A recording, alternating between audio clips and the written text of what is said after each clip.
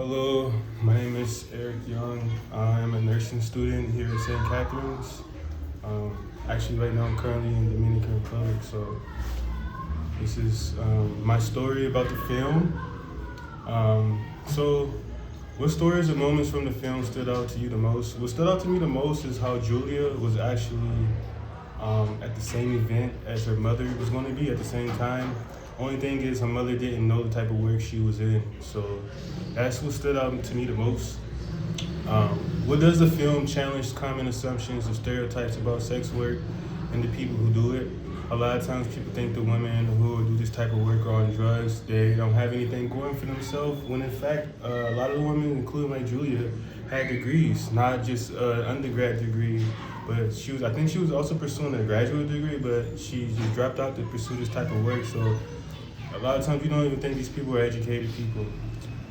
What workplace problems did the dancers identify, and how were those problems similar to or different from the workplace issues we've seen in previous weeks?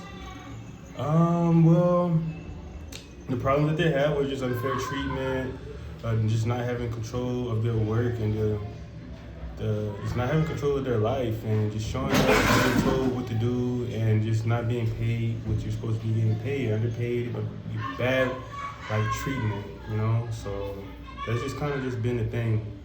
Why do you think it was difficult for dancers to organize collectively? Because a lot of people didn't want to stick together, they want to fight. Some people were afraid to come together, you know, they still wanted to be able to work and kind of like do it like, what's the word? Discreetly, so the owners or anything wouldn't catch on, but they still were like wanting to do it. So, how did gender, sexuality, and power shape the workers' experiences? Well, even in this type of work, people still experience racism, you know?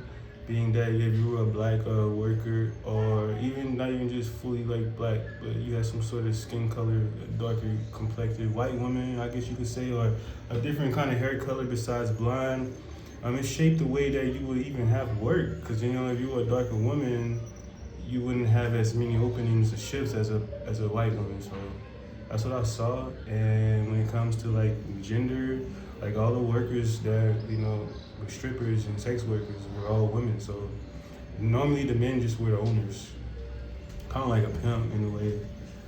How, what role does stigma play in the dancers' ability to advocate for better working conditions? Well, a lot of people felt like, hey, this is the job, this is the life you chose, so why are you complaining about it? You know, they had an example of where I believe it was an attorney or a lawyer who wanted to help out, but he just didn't want to use his resources. He stated that maybe if this was like a labor or a warehouse type of job, maybe he would be more inclined to using his resources, but since it's with sex workers, he didn't want to have anything to do with it. How did the film expand your understanding of what counts as labor or who deserves workplace protections?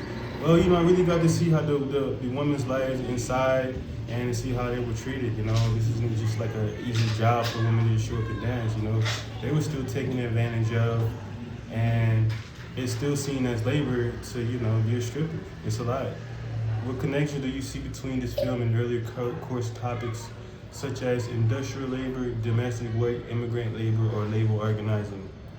Well, I see a lot of people coming together to form unions when it came to fighting back against these strip clubs and being taken advantage of, and also the connections of just kind of just like the hard work and just not being paid for your labor. So that's about it, and thank you for watching my video.